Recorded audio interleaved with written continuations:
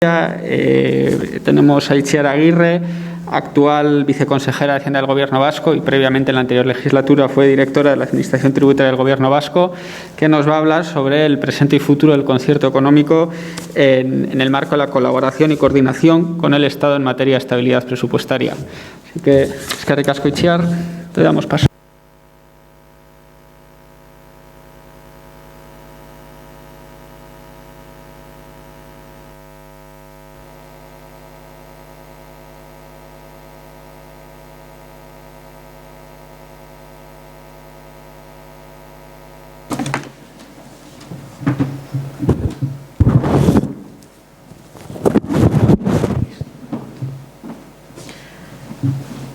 Eguerdion ja, lehenik eta bain, eskerrak eman, Ituna eta Konkordianeko pertsonei, alde batetik, jardunaldi hauek antolatzagatik, eta bestetik, ni gonbidatzeagatik. Egia da, niretzako horrelako ponentziak edo jardunaldietan parte hartzea zaila egiten zait, nire egunerokotik irtetzen direlako, baina bestetik ere, eta horretan eskerrak eman behar dizuet ere bai, laguntzen didate, pixkat gelditzen, hausnartzen, ikasten, eta gure eguneroko gaietan arrapalada batean ibiltzen gehan ere, gutxinez, buelta bat ematea berriro gaiari. Como decía, quería dar las gracias a los organizadores de Ituna y Ad Concordian por invitarme a participar en estas jornadas. Para mí no suele ser fácil, ¿no? Salirme un poco de mi día a día y plantear, organizar, recuperar, mirar toda la información y poder realizar una ponencia, pero al mismo tiempo me resulta muy gratificante poder reflexionar, pensar y estudiar un poco, ¿no?, en las materias en las que nos movemos todos los días, ya que es verdad que en el día a día en el que nos movemos, pues muchas veces no tenemos tiempo, ¿no?, para dar una pensada a lo que estamos haciendo. La ponencia con la que había pensado venir aquí, y así se ha titulado, es el concierto económico, presente y futuro de la coordinación y la colaboración con el Estado en materia de estabilidad presupuestaria. Básicamente viene a ser lo que establece la frase, es la propia que está en el concierto económico escrita. Pero bueno, vamos a ir. Primero no puedo empezar a hablar del presente si no hago un pequeño marco, ¿no?, una mirada al pasado para establecer el marco vigente. No voy a hacer como Joseba, irme tan atrás, yo me había quedado un poquito más cerca, pero me ha parecido muy interesante la mirada que hacía hacia atrás, porque al final viene también a ratificar un poco pues lo que yo en mi ponencia de hoy también quería decir, ¿no? Y es que la estabilidad presupuestaria y todo lo que es el ámbito de estabilidad presupuestaria, el déficit, el endeudamiento, ha sido una constante, ¿no?, en el marco del concierto económico y de las instituciones vascas. Me había ido. Es verdad que también tenía una primera diapositiva con la propia Ley de Territorios Históricos, en las que hace una referencia al endeudamiento y a los créditos y a la forma en la que se tendrán que coordinar los territorios históricos con el Gobierno vasco, de 1983, pero bueno, había pensado que adelantaba un poquito en el tiempo y me iba con las primeras leyes de estabilidad presupuestaria, que si bien viene a ser ya venía, ¿no?, con una tendencia previa o con unas coordinaciones previas en materia, pues esta es la primera ley estrictamente sobre estabilidad presupuestaria. Hay una ley orgánica, la 5/2001 de 13 de diciembre, y la ley 18/2001 de la General de Estabilidad Presupuestaria. Me voy a detener en la orgánica. Esta es la redacción con la que se aprobó la ley.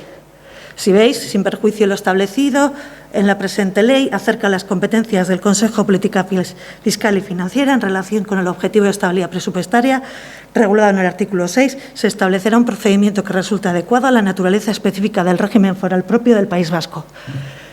Creo que el año pasado iba a haber unas jornadas específicas sobre las negociaciones del cupo y sobre cómo se realizaron, ¿no?, pues las distintas en el tiempo, ¿no?, pues los distintos acuerdos sobre el cupo, y yo creo que este iba a ser uno de los puntos, ¿no?, en el que desde luego se iba a detener alguno de los ponentes, porque como veréis el texto para Navarra y el texto para el País Vasco es distinto.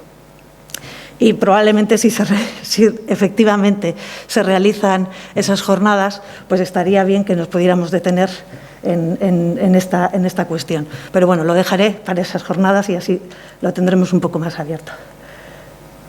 Hay un acuerdo en la Comisión Mixta. Pasamos de diciembre a marzo. Un acuerdo en la Comisión Mixta de Cupo del 6 de marzo del 2002, en el que uno de los acuerdos es precisamente modificar esa ley orgánica y establecer un texto más acorde a lo que de verdad se establecía o se entendía desde las instituciones vascas que debería ser la relación con el Estado, no basada en un Consejo de Política Fiscal y Financiera, sí basada en la Ley de Concierto Económico.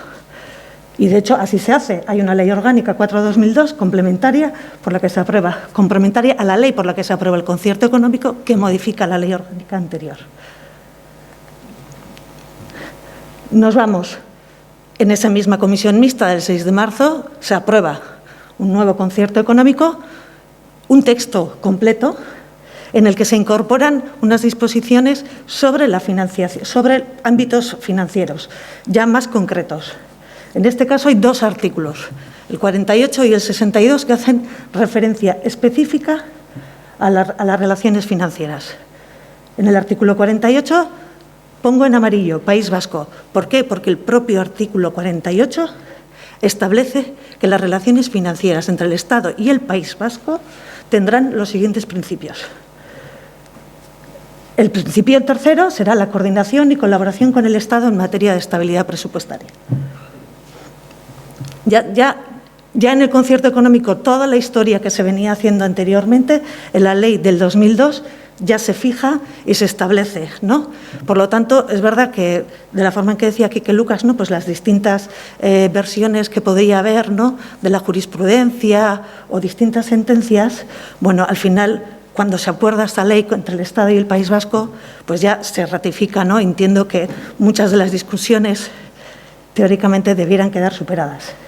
Pero bueno, es verdad que una cosa es la teoría y otra cosa es lo que luego, no, la práctica te lleva.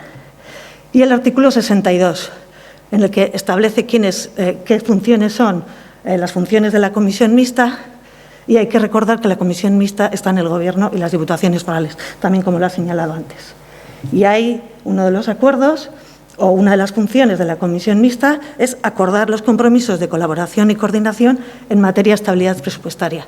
O sea, no solo se dice que se van a coordinar y se va a colaborar con el Estado en materia presupuestaria, sino se establece dónde se van a producir esa colaboración y esa coordinación.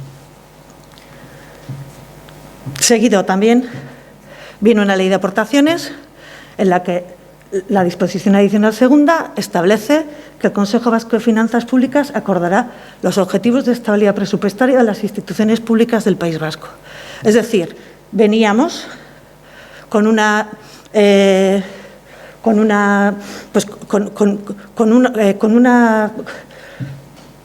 redacción, o sea, redacciones jurídicas una detrás de otra, en el que estaba muy claro que las instituciones vascas consideraban que efectivamente la materia de estabilidad presupuestaria era una materia que involucraba al País Vasco y que esa materia que involucraba al País Vasco luego debería tener su propio reflejo también en las aportaciones o la distribución de recursos internos. ¿Qué pasa? Empezamos, ¿no? He dicho yo, ¿cuál es lo que había hasta el 2002, o por lo menos el marco jurídico que se había establecido hasta el 2002, en lo que por lo menos aparecía en la normativa, por lo menos lo que se intentaba o lo que se entendía desde el País Vasco? En el 2007 hay un acuerdo de la Comisión Mixta en el que se establecen unos principios generales y procedimientos de actuación. Vale, esos principios generales y procedimientos de actuación son única y exclusivamente para la Administración General de la Comunidad Autónoma y su perímetro, es decir, solo el Gobierno vasco y su perímetro, en el que desarrolla el acuerdo, el marco general previo al concierto económico, y establece que será la comisión mixta el ámbito bilateral para los acuerdos, pero para el Gobierno vasco y su perímetro. ¿Qué es lo que dice esos principios generales y procedimientos? Bueno, que se tendrán que aprobar en comisión mixta los objetivos de estabilidad, que tendrá que ser para 3 ejercicios, que el plazo será 1 mes desde que el Estado apruebe su objetivo conjunto, pero que también podrá haber acuerdos previos a esa aprobación del objetivo conjunto. ¿Qué es lo que dice también sobre el incumplimiento? ¿Qué pasa si la comunidad autónoma incumple? Pues que habrá que hacer un plan económico-financiero y la comisión mixta deberá establecer si es idóneo o no es idóneo. Pero también la comisión mixta podrá establecer que no hace falta presentar un plan económico-financiero por las causas que la propia comisión mixta decida. ¿Y qué es lo que establece también? Que el País Vasco tendrá que entregar toda la información necesaria para cumplir con todas las obligaciones europeas. Porque no podemos olvidar que toda la estabilidad presupuestaria viene derivada de un marco normativo europeo que también tenemos que cumplir. Por lo tanto, efectivamente, eso también se acuerda. Y también dice que la comisión mixta acordará el procedimiento y el contenido de esa información. Ese acuerdo se produjo en el 2014.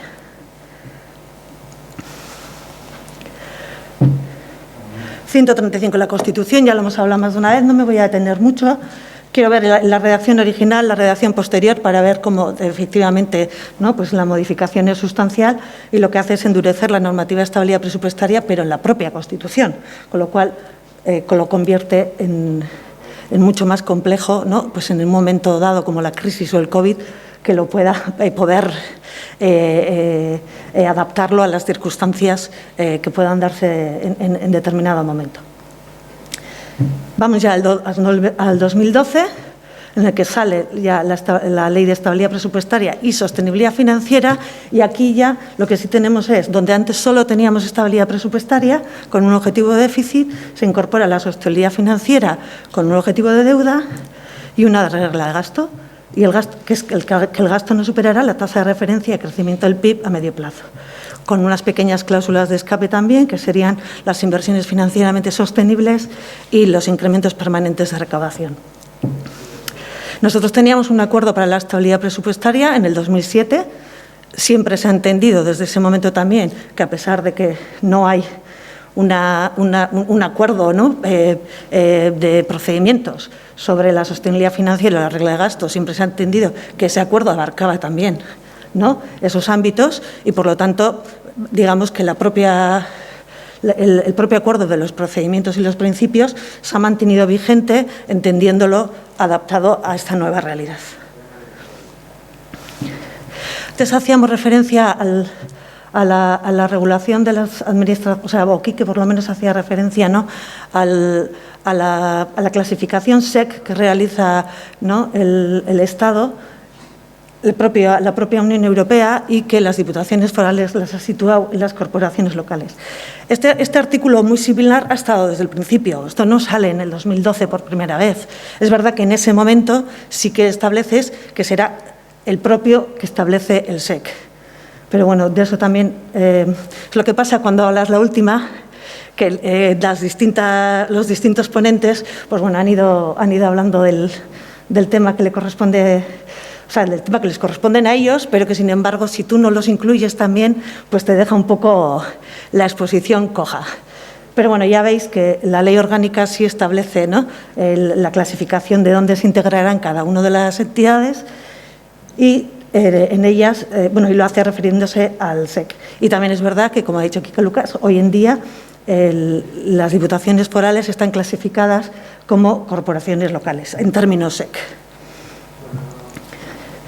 Vale, con este marco que hemos planteado desde el 2007 hasta el 2012-14, seguimos, que ha habido pues un montón de acuerdos en la comisión mixta, en el que se han pactado al principio solo objetivos de estabilidad y luego se han ido ampliando, ¿no?, y se han pactado objetivos de estabilidad y sostenibilidad sobre la deuda, y también se han pactado el distinto suministro de información que había que hacer.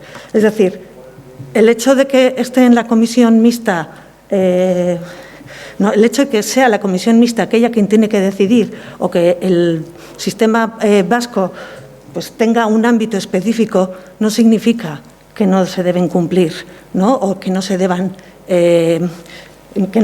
seguir, ¿no?, con aquellos procedimientos que básicamente vienen determinados desde la Unión Europea. Un poco de agua. Esto agua.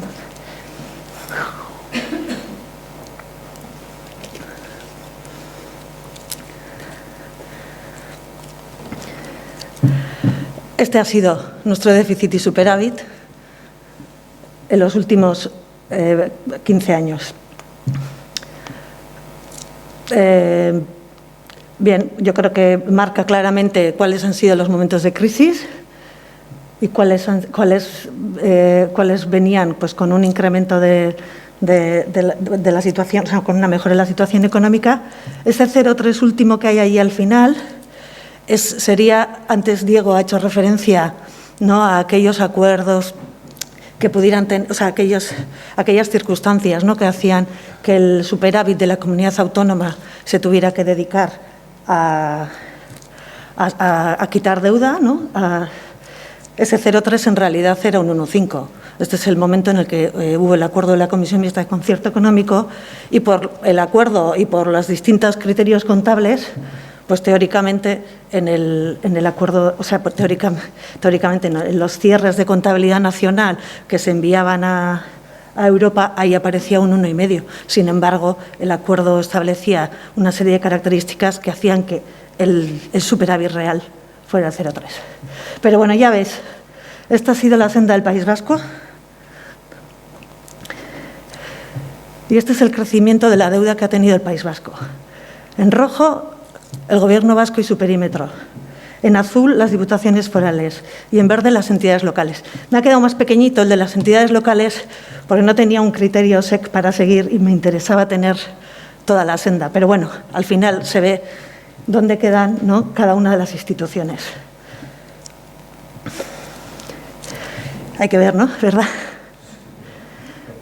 A mí me gusta esta porque llama la atención sobre cómo ha ido, ¿no?, una de las administraciones y cómo han ido las demás. Vale, ¿qué pasa? Pues con una caída de la recaudación durante la crisis, efectivamente ha obligado al endeudamiento para el mantenimiento de los servicios públicos, caen los ingresos, sube la deuda, con una carga financiera a la que, o sea, tienes unos mantenimientos de los servicios públicos a los que además le añades una carga financiera. Antes ha hecho referencia, Diego, también a la rigidez del gasto de las comunidades autónomas. En el Gobierno vasco no es distinta al resto de comunidades autónomas en ese sentido. Las competencias del Gobierno vasco son intensivas en personal. Tiene sanidad, educación, seguridad, la RGI, que lo hacen especialmente vulnerable a una caída de la recaudación o a un efecto de una crisis. Y, sin embargo, no, pues tenemos un riesgo compartido en el que el ingreso de los tributos concertados pues, se reparte de la misma manera, estemos en crisis o no. Hemos hablado de si habrá sendas de consolidación o no habrá sendas de consolidación en el futuro. Tenemos aquí una primera senda de consolidación que hemos vivido estos últimos años, en el que he intentado, visto que últimamente, pues desgraciadamente todos tenemos un poco conceptos sobre las curvas, los incrementos, ¿no?, de las olas, pues he dicho, mira, ahí hay, si veis, de un primer crecimiento exponencial de la deuda, luego pasamos, ¿no?, a una situación de consolidación del déficit, en el que había un déficit más bajo cada vez y, por lo tanto, la deuda se iba aplanando poco a poco. A medida que iba bajando el déficit, aplanábamos la deuda. Llegábamos a una situación de equilibrio con superávit y entonces entrabas en la aplicación de la regla de gasto o la obligación de destinar el superávit a reducir la deuda, y entonces ya de esa situación de meseta empezábamos a doblegar la curva. Eso es lo que en realidad están haciendo, ¿no?, la normativa de estabilidad. El problema es que muchas veces no atiende a la situación que de verdad está sucediendo o los servicios que tienes que seguir manteniendo. Pero efectivamente hace ese efecto. ¿Qué pasa cuando tenemos el riesgo compartido? Tenemos unos mismos ingresos tributarios y una senda de consolidación asimétrica, que es lo que nos ha pasado en los últimos ejercicios y es lo que nos podría volver a pasar si seguimos teniendo sendas de consolidación distintas, por ejemplo, entre el Gobierno vasco y las diputaciones forales. En una comunidad autónoma que tiene una senda de déficit decreciente, necesitamos más ingresos, ¿no?, para pagar la carga financiera, que en el caso del Gobierno vasco, por ejemplo, este año 2021 van a ser 200 millones de euros en intereses y 700 millones de euros en amortización de la deuda. Vamos a tener que reducir el presupuesto porque precisamente un déficit decreciente significa que tienes menos ingresos para incorporar a tu presupuesto y, sin embargo, vamos a tener que mantener los servicios públicos. No se ven bien las flechas, ¿verdad? Es una pena. Sin embargo, una administración que está en equilibrio, con los mismos ingresos, mantiene los mismos servicios. O sea, no tiene que soportar una carga financiera ni tiene que soportar una reducción del ingreso en el presupuesto. Por lo tanto, en una situación de riesgo compartido y sendas de consolidación asimétricas, los intereses son distintos. No hay una igualdad de intereses, no hay una igualdad de qué necesidad de recursos tengo yo para el ejercicio siguiente, porque una de las administraciones tiene que ir a una reducción del déficit y en esa reducción del déficit necesita más ingresos para mantener el mismo nivel de servicios públicos, o si no, tiene que reducirlos. Por lo tanto, es importante que en un riesgo compartido como el nuestro, en el que la Comunidad Autónoma del País Vasco lo conformamos, pues como decía antes de la sentencia del Tribunal de Justicia de la Unión Europea, ¿no?, en el que en realidad somos dos administraciones pero conformamos una única autonomía financiera, pues es importante que esta situación también esté coordinada. Os he hecho el marco, os he hecho un poco dónde estábamos y nos vamos a una situación en el presente que tenemos la incertidumbre tras la pandemia. El 11 de febrero del 2020 en el Estado se aprobaron los objetivos de estabilidad presupuestaria y en nosotros el 11 de marzo efectivamente aprobamos nuestros objetivos de estabilidad presupuestaria. Cero equilibrio. 0, 0, 0, 0, 0, 0, 0, 0, todos los siguientes años. 11 de marzo, ¿os acordáis? O sea, estábamos en Madrid y estábamos pensando que igual nos cerraban Madrid y no podíamos salir de Madrid. Es decir, y por eso pusimos la cláusula que Gemma Martínez ha hecho referencia, y es que en caso de que se hubiera una situación extraordinaria, se pudieran volver a modificar, porque efectivamente todo el mundo intuíamos que podía estar pasando algo. Pero bueno, en ese momento, como era desconocido y probablemente nadie esperó el alcance de lo que había ahora, pues es a donde es el acuerdo que cerramos. ¿Qué pasa en septiembre del 2020?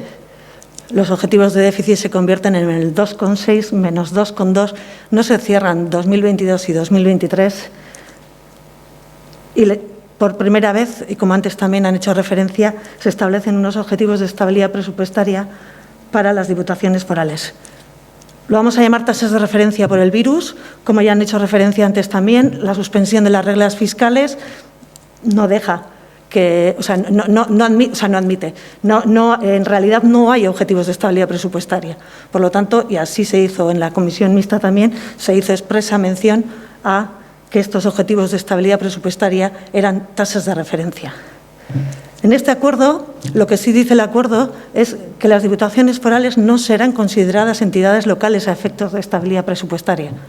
Entonces, en este sentido también fue un avance, no solo porque por primera vez tienen un objetivo de estabilidad presupuestaria, sino porque también se reconoce que no son consideradas entidades locales a modo de a efectos de la estabilidad presupuestaria.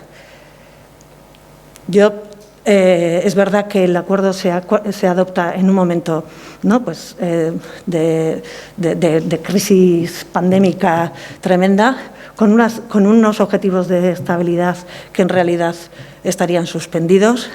Por lo tanto, habrá que ver, ¿no?, si esto va a poder seguir de alguna manera y si sigue, de qué manera también, ¿no? O sea, por la experiencia propia vivida en los últimos años, pues bueno, el hecho de que alcances un acuerdo una vez, y ya hemos visto que veníamos de distintos acuerdos e incluso leyes de concierto económico con distintas redacciones, y bueno, pues esto está todavía, como diría yo, pues por ver cómo va evolucionando. Solo quería hacer una referencia a la caída de la recaudación en el año 2020, 1.520 millones de euros en la recaudación por tributos concertados, que es la que efectivamente nos lleva a estas sendas de déficit que os hemos enviado. Similar a la del Estado, pero como podéis ver, pues de unos incrementos de 500 millones de euros al año nos habíamos ido a una caída de 1.520 millones de euros. Antes, si os habéis dado cuenta, al cuadro le faltaba el cierre del 2020, en el que ya aparece cómo es cerrado. Y si sois muy observadores, habréis visto que en el 20 teníamos pactado un déficit del menos 2,2 y, sin embargo, hemos cerrado en el menos 1,1. Lo cual quiere decir que, bueno, en aquel momento parecía que era todo mucho peor y nos ha ido mal, pero no tanto como pensábamos que podía ser en septiembre del 20. Esta es la misma senda de antes, pero incorporada al 2021. Como estabais viendo, estábamos cayendo, estábamos ya doblegando la curva, ¿no? Y sin embargo vino el COVID, el de verdad, el que nos ha enseñado cómo miramos las curvas, ¿no? Y nos ha mandado otra vez y nos ha sacado de la presentación. A las diputaciones forales, efectivamente, también les ha cambiado la senda que tenían. Habrá que ver, pues, cómo va evolucionando esto. Sin más, esto no lo quería poner, no me suele gustar enseñar cómo está el País Vasco con respecto a otras comunidades, por lo menos no si puedo defender mi postura yo conmigo, ¿no? con mi propia posición. Pero más que nada era como había hecho esa presentación con esa senda de deuda, ¿no? que parecía explosiva, pues no quería que tampoco la gente pensara que estábamos en una situación, ¿no? que no es, o sea, que no es superable, ¿no? Efectivamente, Euskadi, en términos comparativos, está mejor que otras comunidades autónomas, lo cual no quiere decir que no tengamos que controlar, ni supervisar, ni estar atentos, ¿no? a cómo va la situación económica y cómo van nuestras propias cuentas. Pero bueno, solo era por enseñar, para que no pareciera que la senda que había descrito en el dibujo, pues pareciera que nos estamos saliendo de la tabla y subiendo de planta.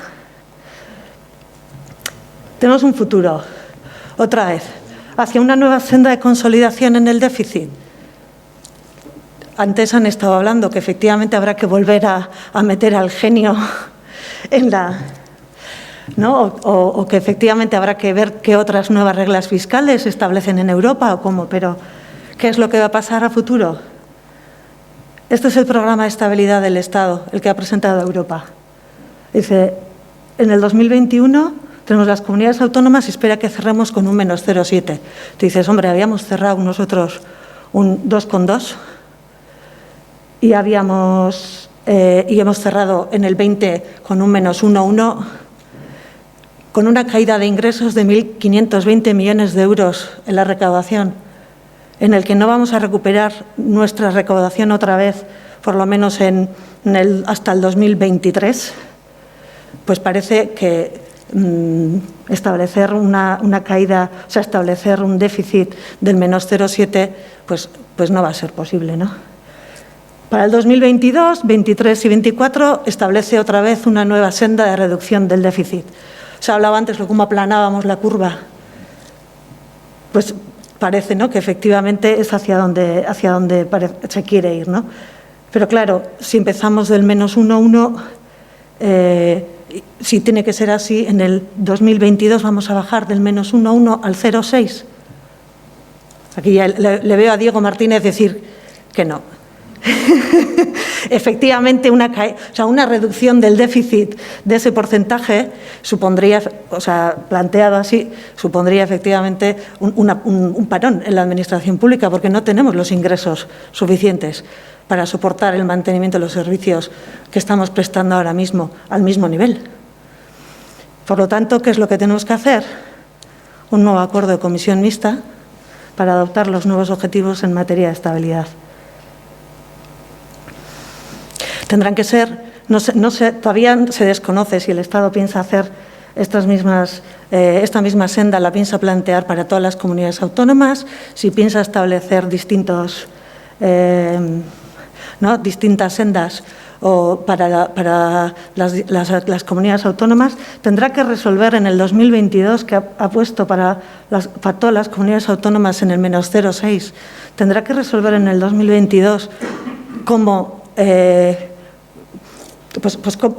cierra, ¿no?, las liquidaciones del sistema de financiación común en el que van a aflorar la caída de la recaudación del Estado del 20, ¿no?, que afloran siempre 2 años más tarde. Es decir, nosotros en el 2022 podremos estar cerca de alcanzar nuestros ingresos normales. Sin embargo, las comunidades autónomas de régimen común en el 2022 les espera un reto muchísimo más importante. Es posible que haya los mismos objetivos de déficit para dos sistemas de comunidades autónomas con una situación tan divergente. El Estado asumió que la situación era distinta en el 20 y en el 21 y que las comunidades autónomas de régimen foral íbamos a tener una caída de la recaudación en el mismo año derivado de nuestro propio sistema y aguantó los pagos a cuenta en las comunidades autónomas de régimen común y, por lo tanto, no hemos tenido los mismos objetivos de déficit. ¿Tendría sentido que mantuviéramos los mismos objetivos de déficit cuando las circunstancias van a ser distintas? Pues bueno, habrá que ver, ¿no? Tendremos que acordar una senda de estabilidad presupuestaria acorde con las características específicas, como ya he dicho. Habrá que ver si se mantiene, ¿no?, la dualidad de un objetivo de déficit para la comunidad autónoma y un objetivo de déficit para los territorios históricos. Y habrá que ver qué senda de estabilidad presupuestaria podemos acordar que nos permita el mantenimiento de los servicios públicos.